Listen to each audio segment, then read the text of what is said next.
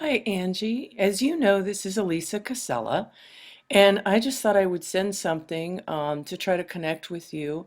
I know it's going to be a challenge this year, but I hate for you to feel like you're out there all by yourself. I've taken a look at Haiku, and I know that you've already uploaded, thank you, your memorandum of understanding and your credential information. So that tells me that you've gotten on the site, you clearly understand how to hand things in. And while it's not, I know, difficult, anytime you're with a new learning management system like Haiku, there's just a few quirks maybe that one needs to learn about. So I know that you're familiar with the course home, and here is the checklist for what needs to be submitted this year. If you've read this, the orientation, the purpose, the curriculum materials on the course home, you know full well that it's not about the handwritten information that one submits, but the thinking that goes behind it.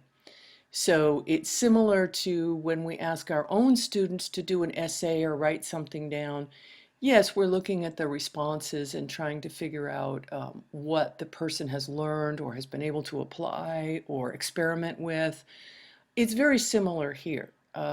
Writing it down is a communication tool, and as you are very familiar, something very different happens when we need to process and write something down versus just knowing that it's in our own head.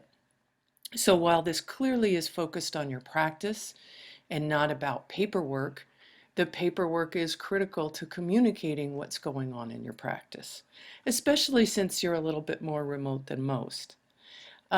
You'll want to go to section 1, context for teaching. And what I've done here is my screen looks different than yours, but I have tried to put it in the format that you'll be seeing. So don't be surprised if it's slightly different, but it should be very similar. So what this includes, they've done an outstanding job this year of providing supports within Haiku.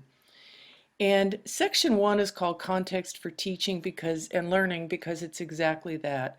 It's about understanding your students, observing another teacher, and participating in a discussion. So these, as you can see, they're labeled sequentially.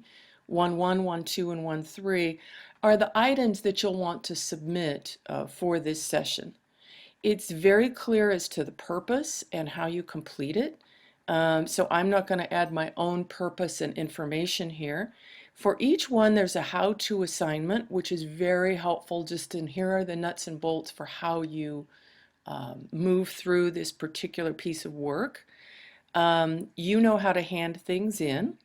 So here in the orange is the information you'll need, and it says when it's due.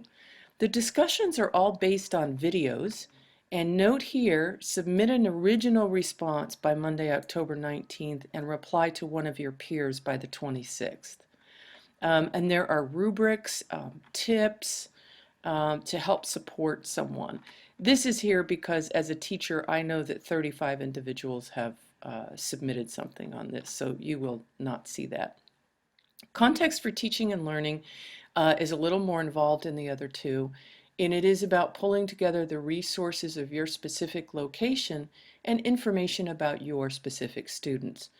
If you're teaching a course, a class, where you have, say, 6 different groups of students, like in some middle schools and high schools, or perhaps in a different area, even elementary, you will want to collect this information about the students for one class only, not all 6 of your classes.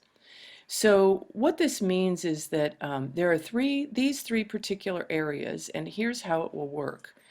With you and I'm your support provider, and so before you upload anything, we want to make sure that we've had a chance to, that I've had a chance to review it, share information with you, ask you questions, um, support you in maybe clarifying something that wasn't clear. And so what I'll ask you to do is to submit your work to me before you submit it and upload it on Haiku. So you and I work on things until we feel like they're exactly the way that you want them to represent your teaching, and then I will ask you to upload it. So there's a real dialogue between us is the intent there, rather than a person simply completing work and uploading it. So it's the conversation that's also important. And you and I can try to figure out how to have those conversations. We can do videos back and forth like this. We could do emails back and forth. I just don't know how your communication is from where you are, so I'll ask you to let me know any ideas that you think would be helpful. So anyway, just wanted to make contact, move us forward a little bit, and I look forward to hearing from you. Thanks, Angie.